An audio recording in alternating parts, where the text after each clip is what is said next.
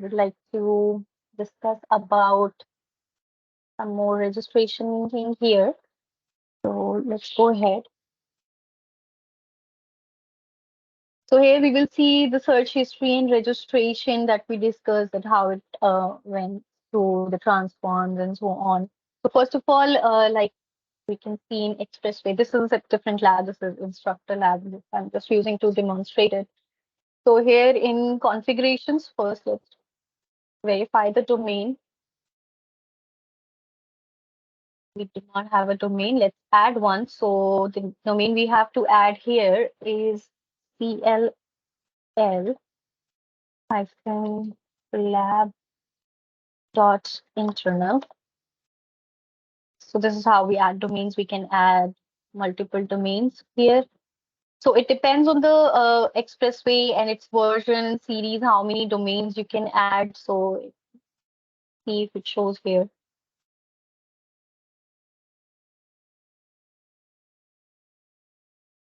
I think it did.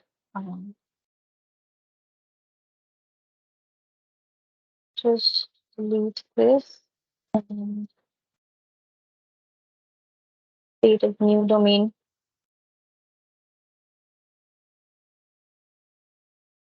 Um,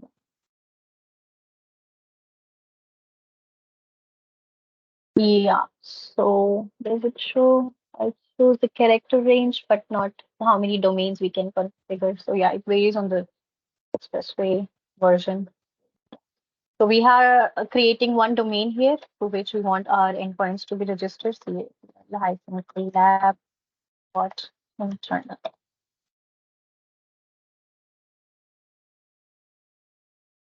Okay, so we have added the domain. This will allow the endpoints to register with this alias with the domain cll-collab.internal. All other domains are disallowed automatically, so only this domain will be allowed. And if we want to add more domains, we can do it from here.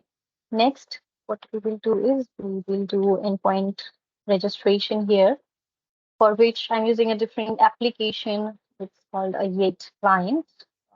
If you have used it before, it's like this soft phone that we use, CIPC, same way this is used for SP23 set video endpoints.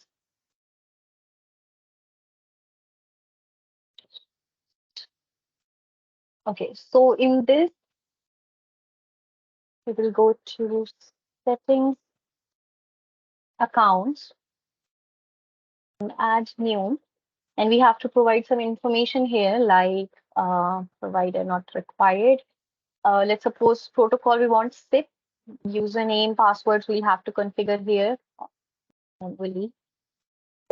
Suppose I want to username 1000,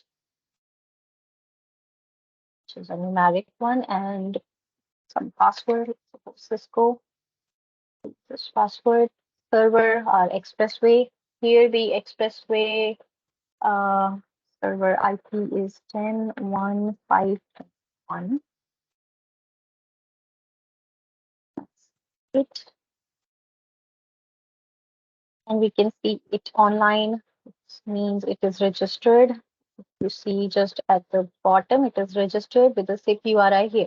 So like the question you just asked, if you do not have DNS, this is how it works. So it is automatically adding here for the SIP client the IP address instead of the domain here, yeah, which is a URI format.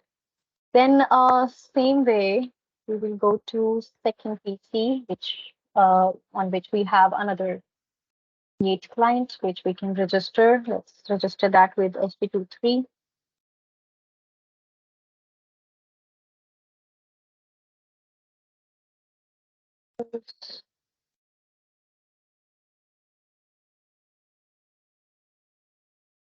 Here I'm using protocol SP23, username 1001, password same.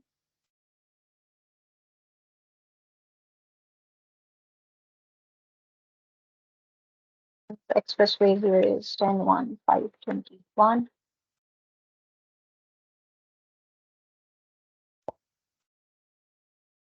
See the status online, and in the case of SP23, we see it registered as this here. with the URI. Now let's check by dialing.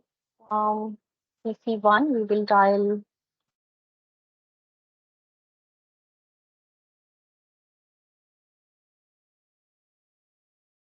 telephony, dial 1001, which is my HTTP client, and it's ringing. We can go to PC2, telephony, coming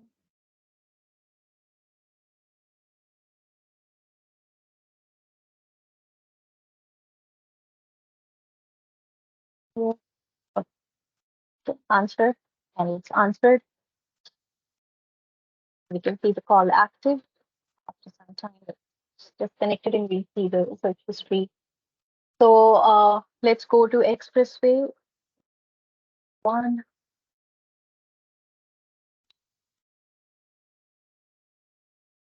Here, we will go to status search history. This is the search history created here. We can open it, and we can see all these details.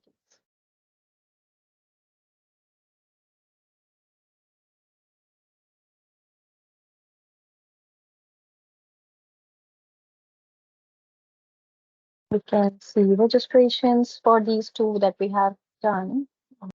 Status, registration by device, and we can see the two endpoints registered. In case of SIP, we see it as 1000 at 10.1.5.21 and H223 as 1001 only. So, yeah, whenever we have to unregister or register, we can unregister, we can do from here. Let's suppose I want to unregister my SIP endpoint.